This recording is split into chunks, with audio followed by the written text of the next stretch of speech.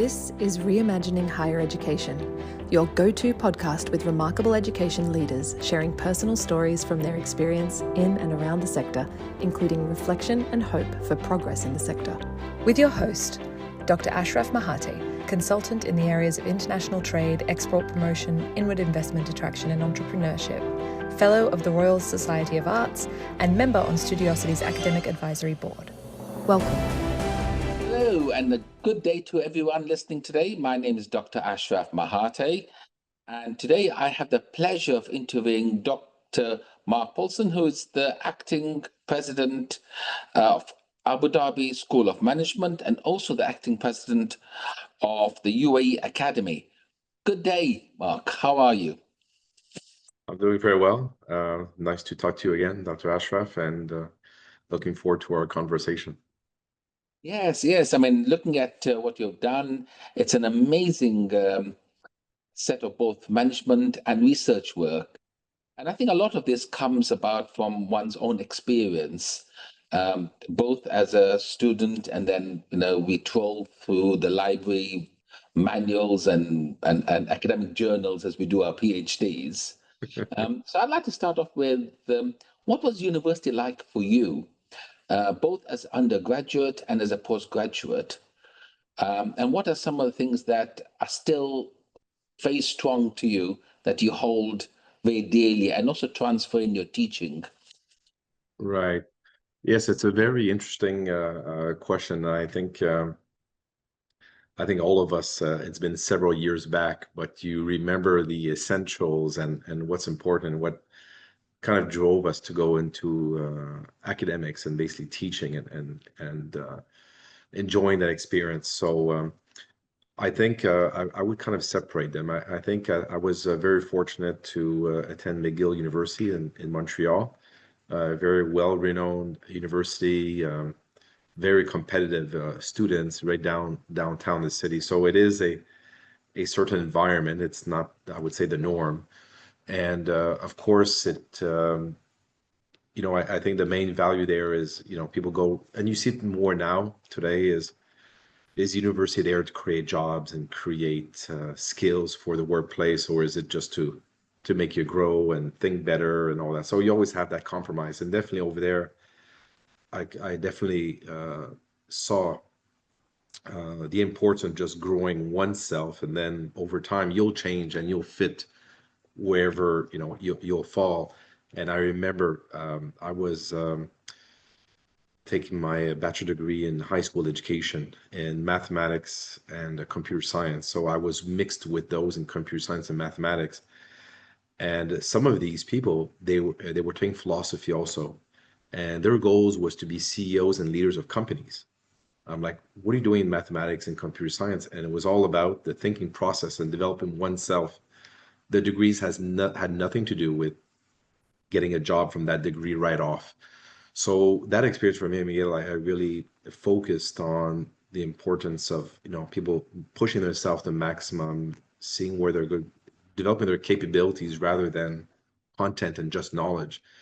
And when we teach here, I think bring this to our teaching is, you look at the AI that can replace a lot of the knowledge, but those components I think is where we should focus on and put.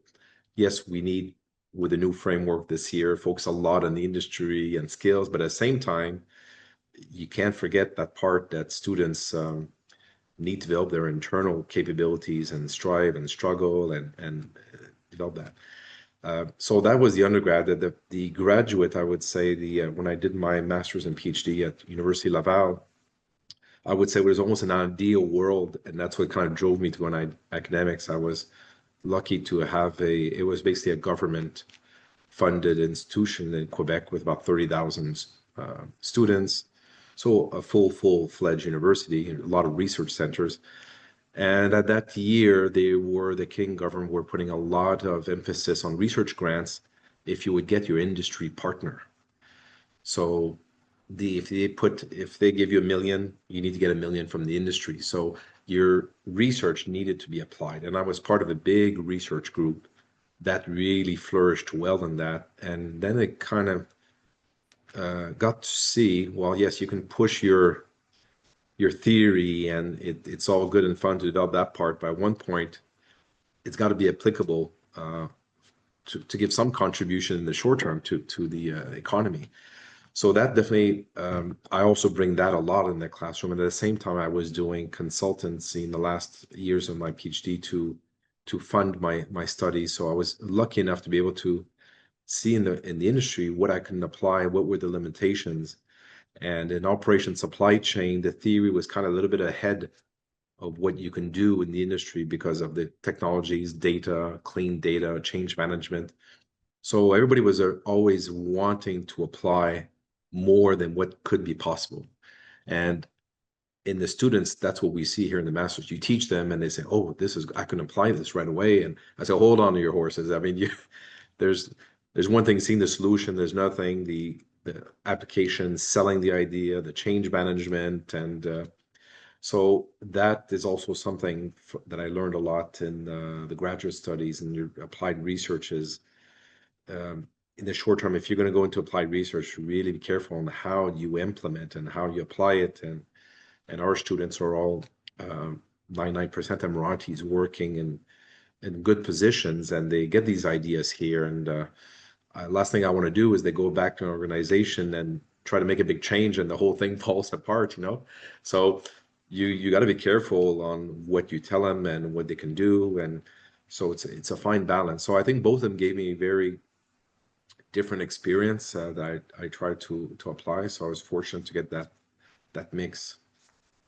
It's actually interesting. I mean, you come from very, very academic background, yet you have a very interesting practical application to knowledge, both while you're doing your consultancy as a PhD student, and also the application of your research into supply chain.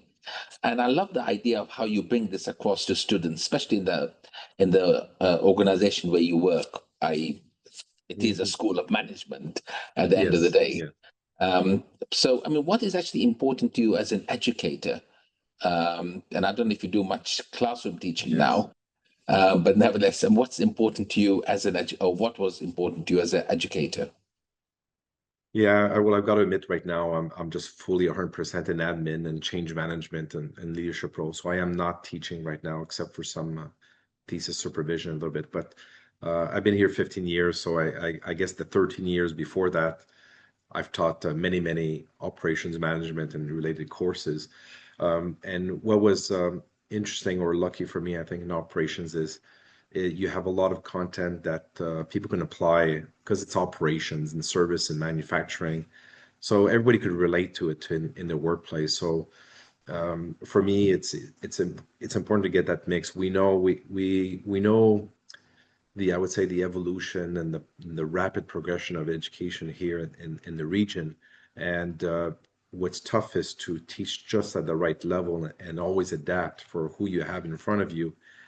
And it changes quickly. So a lot of people have their ideas or judgments on certain students, certain levels, but it's always changing. And you got to be able to adapt. And so that's one thing that's important for me is to make it relevant. So when we do teach some content, especially in operations, it's quite easy for me that when I know the students to apply and bring in context what you're teaching. So they see the value. We have a lot, the students are here, they want to progress in their career, they want to get some knowledge, but they're more wanting to get a degree so they can move forward. They see that advantage. But if you can get that part to them where they say, hey, I can actually really apply this and I'll spend a bit more time, then you spark their interest in education. And I think the success of bringing one of those students who weren't too interested and turning them to someone who's really interested in knowledge is as rewarding as getting the top student that you're there or not there, they're going to succeed and do well. So in between, we have a lot of variety and a lot of nationalities. So I think the important in education here is, for me, is once you understand the culture and the way to the process of teaching and you adapt the region, that's is compulsory. If you don't do that, you will have a lot of challenges. But if you do, the reward part for me is getting someone from one level to the next. And when you change that attitude, of learning and applying, I think that's what's the most important for me. The ones who are already quite strong, most of them go outside, they go internationally, they come back. So it's a different context for that. So that's what's important for me, is really to make sure that they understand the relevance, and you get them spark their interest, and then they continue to learn and apply, and you get that process rolling for them. It's always important as educators that we try to deal with the students who use education as a currency for career progression, and how we convert that into interest and passion for the subject. And I love the way that you said that, the mid students who I think make a real difference to what we do, right? Or we make a difference to their lives, Yes. in the sense that we actually convert them into people who are passionate about the subject. And you're right. I mean, the top students, they're naturally good. And I think our value addition to them is reasonable. I It's mean, different. it's different. We give them direction. We give them some sort of academic reference. And I think it's the middle students who then become our main focus. But also we need to focus on the lowest level students, right? Exactly. All right. How do you do that? I mean, and what's your approach been? Because they again are challenged because they are not independent learners. They come from very different backgrounds. They are probably, in some cases, forced to do this qualification. In some cases, they need it as a career progression. They neither have ability nor passion. How do you deal with that? Yes, I think the most important part, it's hard to put this on, and as we know, is if we want to identify these students, usually they're not having strong skills in writing and reading. They'll have the other skills and they progress in their career, and they know how to manage people, lead and talk, but that part is weak. So how do you get them to move? So obviously, it's not things you can write in policies and guidelines very easy. I think for me, the most important part is hiring the profile of person that I know will be able to deal with that.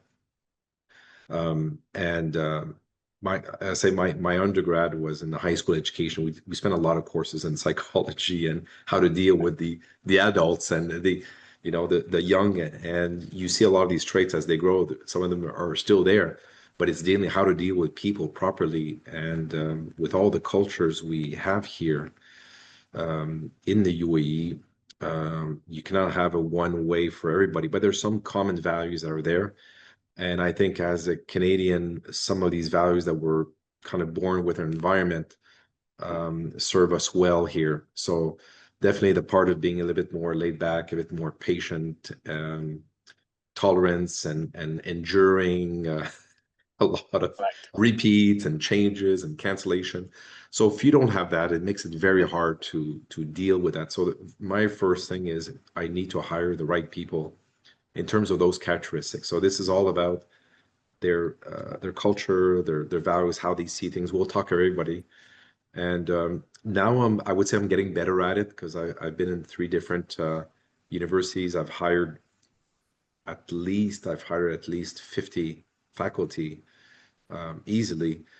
And at the beginning, I was doing at least a 1-hour informal interview with each of them that I thought was serious, just to get to know. I said, if they're going to fly in across the world, am I doing them a favor enough? Are they going to stay here or not?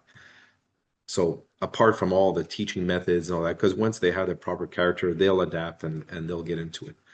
So I think what's serving us really well now with the small groups, and it was at ADSM, and when I was at Canadian University also, is definitely a lot how you treat the students and in the teaching. So that patience and drive and pushing them, it comes a lot of individual, comes down to putting a lot of more hours than you probably signed up for when you're teaching in other countries or other places when you have large numbers. So here our average class size, our ratio is 1 to 15, one faculty for 15 students. So if a faculty has 12 students, 15 students in class, I expect them to put the time in the customization and personalization to make that difference, those that need it. If I would have had 50 students in a class, it's a different story. It makes it more hard. So that's for the faculty, but it's also all the supporting resource around. We did create some entities more than I would say is required from ministry, or we have academic support center. We've got now we've got extra English classes that we give additional free classes. So a lot more that it's there. But again, if the students are not there and they don't want it, they won't use your resources. So you need to have faculty cheerleaders and encouragers, and if you don't have that, it will not work. So I think we've been through the mold of hiring the wrong, very, very strong faculty, very research, but they're set in their ways. It's this way, and 3-4 months they want to go back and they're not happy. So that's the most important, I would say, is that type of personality that will deal. Again, depending on the university, there's many universities in UAE, and they're not all the same, I would say, student base and student needs. So, but you need to get the right mix, or else the rest, you can have all the methods you want, simulation, and of course the delivery is very, as much as we can, context, I would say, not full case-based teaching, more scenario-based teaching, short cases, short scenario. We use simulation quite a bit, some simulation software. So we start from the environment, build towards the theory as much as we can, workshop style. And now we're adding a lot of practical components. Like now we're the first CMI partner in Abu Dhabi University, and we have some new programs. So each of our students are getting a CMI level 7 at master's, level 5 at undergrad, and then there's new programs to get their professional skills. So again, you need to balance that practical part, but you need them to grow their critical thinking, and that the previous, what we say, level 9, not make it too much of practical. So I think those are the two sides: the personality of the faculty, the way they are, that will be a big part of success, and then the more hands-on practical part versus the just written exams, which are more for stronger students that usually perform better there. I really love that mix that you've got, which is the customization, the small classroom base using scenario-based teaching. So you actually then get them enticed into the subject Yes. and utilize the different skills. Because as academics, we normally think, well, there's only one way of doing it, right? Which is passing exams or writing assignments. But that's not correct. There are many ways of assessing knowledge, and scenarios and game playing and role building. These are all part of the mix. And this also deals with the new issue that we now have on the table. And I think there's not a single day we don't hear these two new initials. Well, they're not new, but I think you know what I'm going to ask you. Right. We talk about AI, and I really love the idea that you said scenario building. So Yeah. as we move into the world of AI and we have ChatGPT, and yes, we know students have access to this and we can't stop it. And we shouldn't stop it, I don't think. You're right. I think, if anything, we should encourage it and make them Correct. more AI capable. But the question is, how do we now change A, our teaching, and B, the leadership style of a university where academics have access to AI, students have access to AI. What Right. should the new approach be? And I know we have had discussions. Yes. Yes. So I think for me, it's pretty clear. I think I've made up my mind. I think everybody's thought about this. And at one point, you got to decide and make decisions and move forward. So I do have some steps and ideas on how I think in our case what makes sense the most. So I think there was a lot of talk now of making a lot of policies, and I know with all education ministries and groups, they always find a way to control quality. How do you control? So the more you're prescriptive and direct, you feel you're controlling more. But in this case, because of all the exceptions and all the situations and how it's new, I'm moving away more from policies and more principles and guidelines. Um, Again, it's a little bit to the people you hire. If I would just say to a faculty that I believe has the right values, I would just need to tell them, make sure the students know how to use AI, but they learn. I wouldn't have to say anything else. They'll figure a way how to do it. But we know it's not the ideal situation we're in. We need to provide a little bit more. And where's the fine line? You have some people in the region here are very afraid to cross the line. They want to be safe, safe, safe. So they're going to be in the wrong region. So I know that's an idealist thinking, but I'm tending more towards the guidelines. Some things I would say definitely don't do. But so what it comes back to is I need to make sure the faculty are trained, one in the content of the AI, and that's very hard to do. It's moving so fast. We created some internal task force, I think at pretty much all universities, to kind of internally learn. And if you only go external, you're going to spend a lot of money just training, and things are changing. So you got to do your professional development internally, and after that is the whole part about the ethics and the belief that we all agree on one side. We cannot have one say I don't believe in this when I believe in this, and students will get all confused from one class to the next. So it has been more liberal than I think I would like right now, but I rather give them liberty than control too much.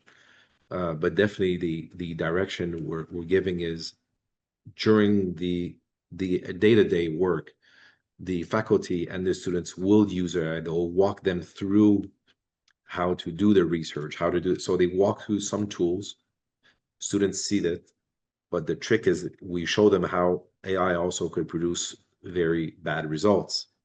So if you don't learn the theory, how are you going to ever judge what's coming out? And for a certain amount of time, we'll be in the situation where you need to be able to judge. So again, it's like this calculator. You need to make sure that the calculator tells you 5 minus 3 is minus 2. You got to see, well, no, doesn't make sense. So that's the balance. I think that's tough for faculty, is we need to push it, but at the same time, you need to spend time on close all the books, and you need to work your brain, and then your tool will better serve you. But I'm not saying it's easy, because everybody needs to get on the same wavelength. It's hard to write policies to guide, and each course is a bit different than another. We have a master's of business analytics that has a lot of AI in it. Then we have a master of science in leadership and organizational development. Although there is AI in those areas, it's not as much in the content of the course. It's a bit newer. So all the faculties are not more into the AI than others. So, and the other thing is to make AI for us very important here. We have an AI management institute for 2 years now, which is the only institute really focused on the managing of it and leadership and ethics, change management. And now we just on the industry starting an AI Academy with a group, more renowned group in Dubai called Polynome. And they work a lot with NVIDIA, and they do really high-end training in AI. So that's kind of like I would say the high quality delivery. And with the UAE Academy, we do more for the mass in AI. So we do a lot, and our faculty also participate. So through that, they get some knowledge. But in the end, we have 20 faculty. We're very, very small team. Yeah. I think your size is really your advantage as well, to a large extent. Yeah, we need to find we have our nice neighbors that we like, Abu Dhabi University. So we know a lot of people there. We interact. We're two different places, and some students come and say, well, should I come here or there? Well, depends what you want. It depends what you need. We need to find a niche. And as you said, our small size, small classrooms, being under the Chamber of Commerce and being fully in the industry, these are advantages that we're only doing management and leadership. So whatever you do, our student trips are very popular. Some are asking us to do different ones now for outside of our students in the organization. And so whatever we do, it's around management and leadership. So I would say the overhead resources are not mixed in different disciplines.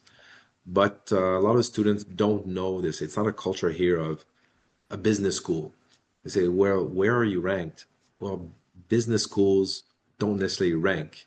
They rank by reputation, because you don't have all the disciplines. You won't get on these high ranks. So it's culture, these business schools are not too known here, so it's a bit tough. But we're down that path. We know what we will focus on. We'll try to get most rankings we can, but as being small, it's hard. So yeah, it's we got to work on that. You know, our classes, we can't have 50 because our class size are limited. So it'll never get to that. I mean, I'd like to go back to what you said about AI. And and you also mentioned the calculator. I remember when calculators were first introduced in classrooms and exams, and the newspaper articles at the time were, well, education is going downhill because we're allowing students to use calculators. Yeah, And then I looked at my daughter's GCSE exam paper, and I thought, well, I can't do this, right? Even with a exactly. calculator. So even though we are allowing technology, the content and the level of questioning is a lot more in depth, I believe. And Right. I think this is also the approach with AI. But I really like your idea about working with principles and concepts rather than prescriptive policies that some Yeah. universities have gone down, especially with AI, which Mhm. is changing each Exactly. day, Yeah. right? I mean, we haven't reached a stage where it's stabilized, and we don't know what AI can do next. Right. Um, right? So I think your policy, your approach is right on key. Okay. Yeah, I think it's common. I think a lot of are going down that road right now until we see more. It's just so new. So I think it serves us well, but I'm not saying it's easy. It's much easier when you have a policy which is very straightforward, do X, Y, Z, and a lot of faculty like doing that. They don't want to be put in a situation to judge. They don't want to apply. So these faculties find it hard. They're always checking back to you. Is this okay? Is this okay? Is it okay? You know, That's so also a learning curve, yeah, right? exactly. Exactly. Um, and also going back to the AI courses you're doing for the masses at the academy, how is that going, and what sort of objectives do you have there? Well, because we're in leadership and in management, I mean, there's a lot of area, as we all know, the difficult part now is the integration, not the technology, but how do we integrate this and the business model. That's why when we were talking about operations and in the management of universities and organization, um, what I'm seeing is on an individual basis, a lot of people are seeing the advantages and making progress and productivity. But on an organization level, that's where people struggle. And unless everybody, then you have that concept of the bottleneck, and everybody needs to have a certain level, and then your structure total changes. It's not the same functional structures. And there's a lot of ideas if you're because I'm in operations management. I mean, I like that area. I'm always thinking about these new models. So I see new models in my head what you can do, and they could be quite different than what we have now. So for sure, the this part I think is the biggest value, not the technology for us, because we're in management. So that's why all these courses we have from the leadership and the other courses is that change management and implementation, the leadership, and especially the leadership part. And here it's not easy for big change. We're lucky, I think, that the leadership of the UAE are kind of like pushing the boundaries and pioneer. Other countries, it might not be the same.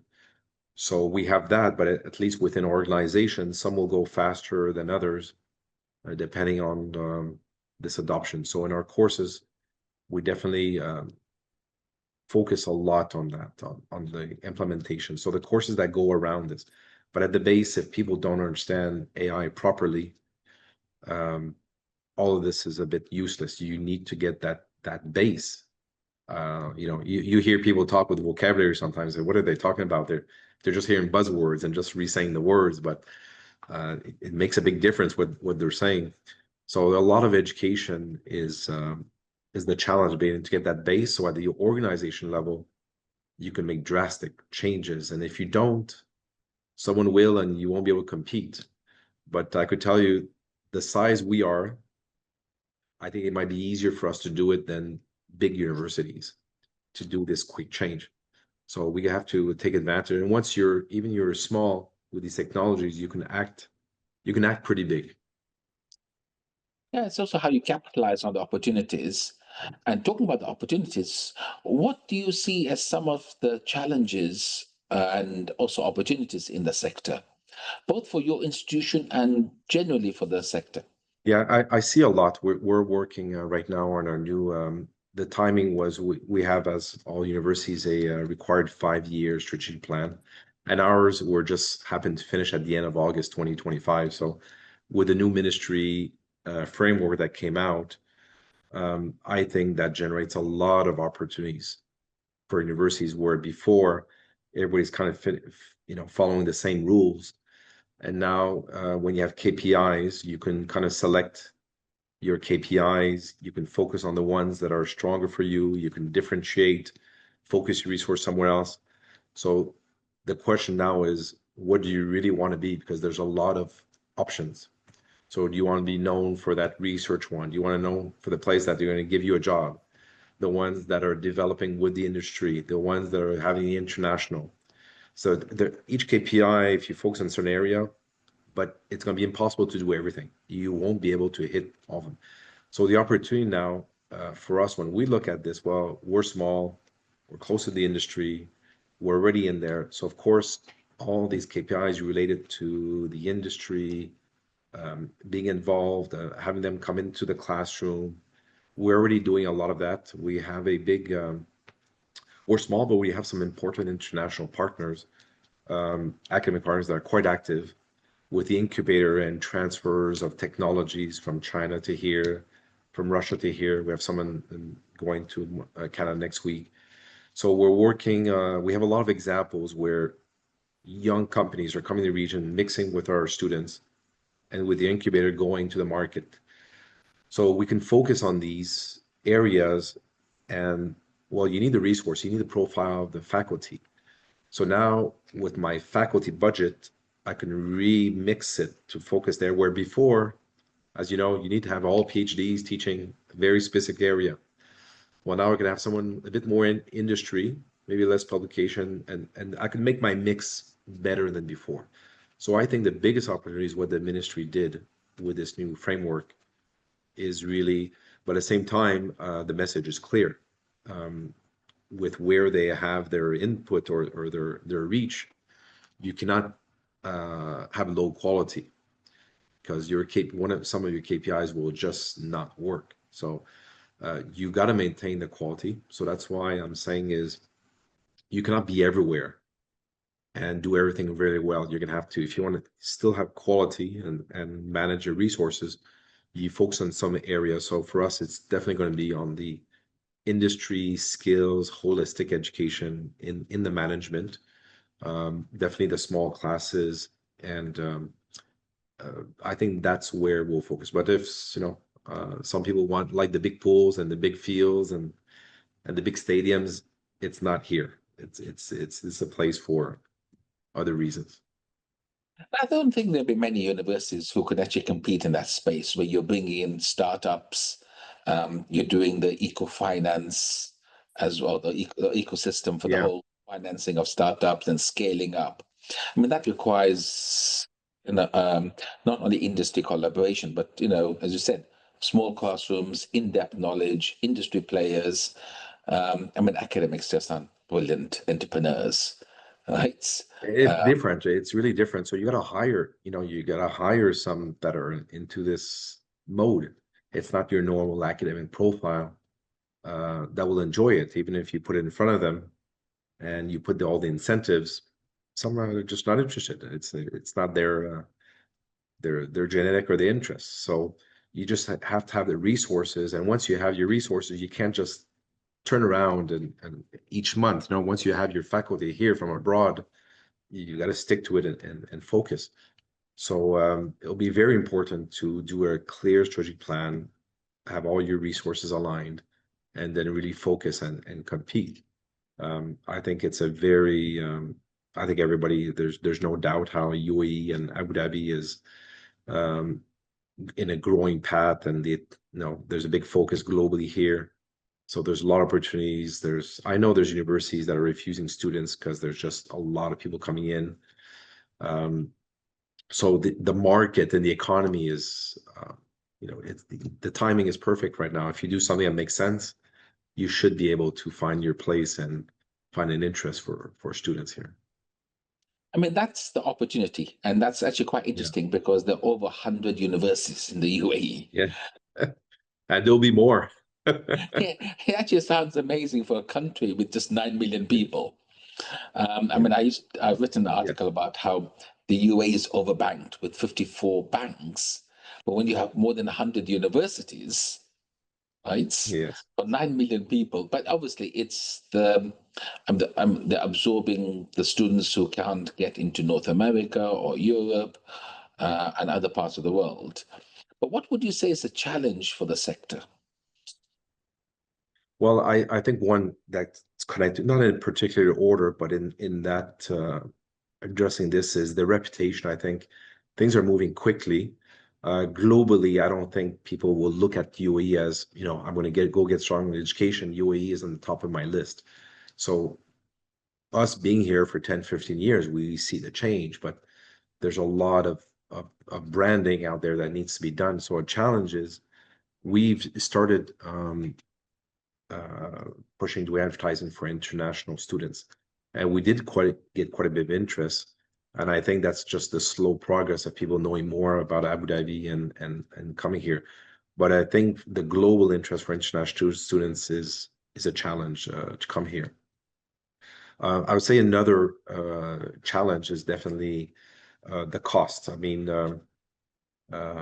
most universities globally will be funded a big part by the government, or in our case, even though we're 100% owned by the Chamber of Commerce, we do function as a totally private institution, 100% funded by student tuition. And I would say that's 95% of the universities here that are funded by student tuition. So it makes education expensive. If you want to have a certain quality and you're paying all the factory resources for the students, it is expensive. So technologies could help, but I know some will go the short route, which they'll hire much lower salaries, lower quality to survive. Some of them, it's just to make it. So I think the costs is making it tough. I do have some solution. It's not government, not money from government is not the solution. I believe that they should let this free. And we know in the KPIs that they put, there is a big one about how much funding is coming from outside to in. So I always believe in research. If you can't sell your research to the industry, anything, I don't know what you're doing. You should be able to show the value of some of your research. Same thing with your corporate training. If you can't educate a little bit the region and you have no revenues there, something is wrong with the quality of what you're doing.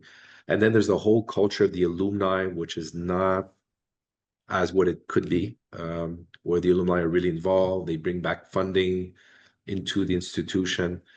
So everything around the funding finance makes education not that cheap.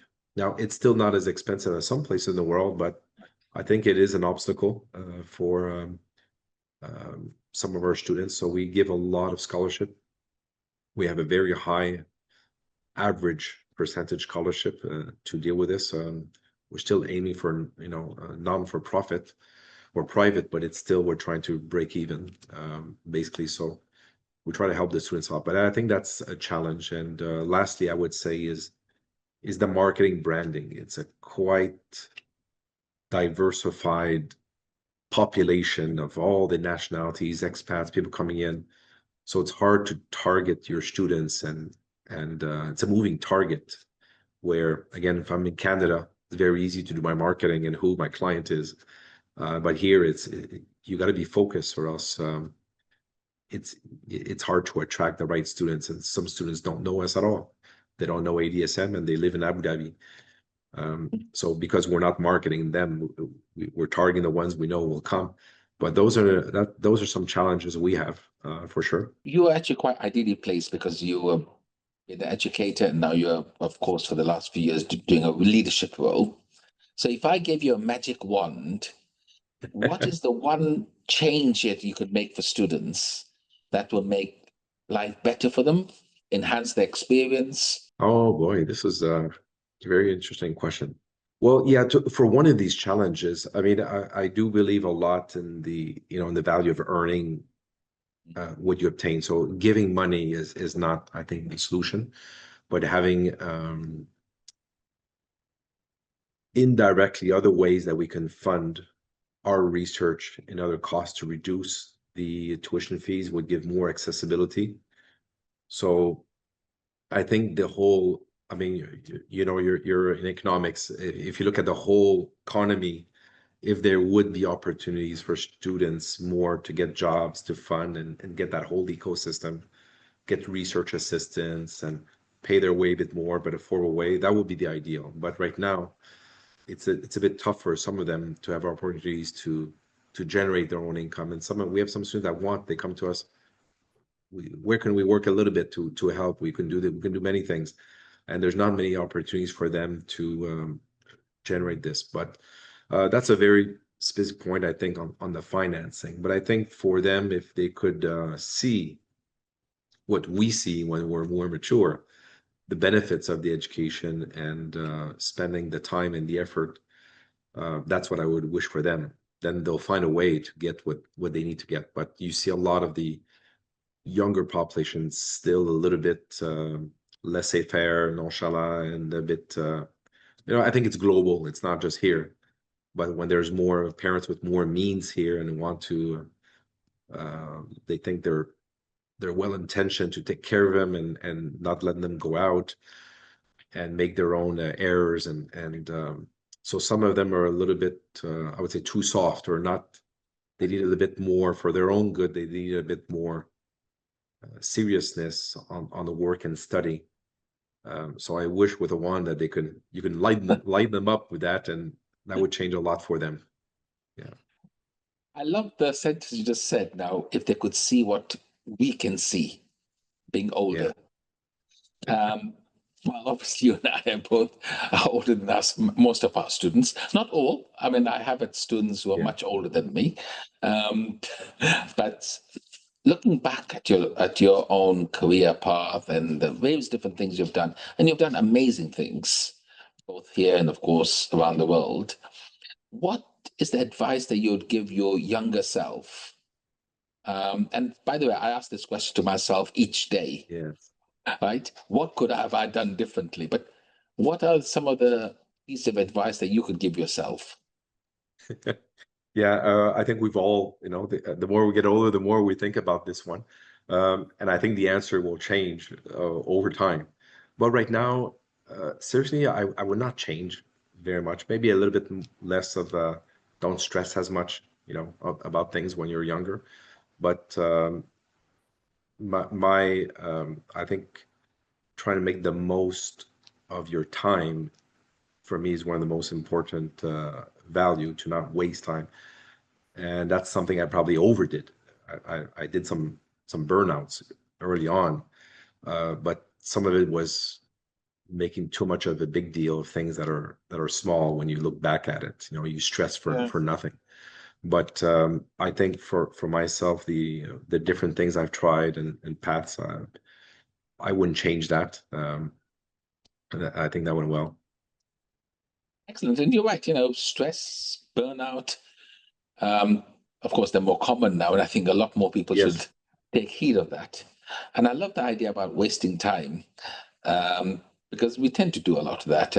But I suppose that's also experimenting and going down the wrong yeah, path and then turning around. And as long as we learn from that, exactly. that's all good, right?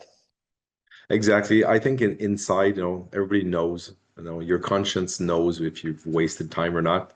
So there's wasting time, which is good wasted time, and then there's waste time when you know where you should be doing something now. And it's been 3 months and you took the easy route. You should challenge yourself. And I always tell to students, when they do their masters, they said, "Yeah, doctor, I'm thinking, should I do a PhD?" I said, "Well, now that you asked this question, you're cooked. You're hooked. You're going to be doing it. I don't know when, but once you start that question, it's a matter of time. You're going to get into it." So yeah, that you know these things. so that's what I wish. I think some of them, they don't experiment enough in terms of waste time. They have a lot of potential, and either they're not inspired or it's not in their nature, and it's unfortunate. There's missing some leadership, something for them to have a spark to push. And you see a lot of people, and we see that in entrepreneurship, and a lot of the entrepreneurship is that grit, the guts. If you don't have that, forget all the rest. If you don't have that drive, you're not going to make it.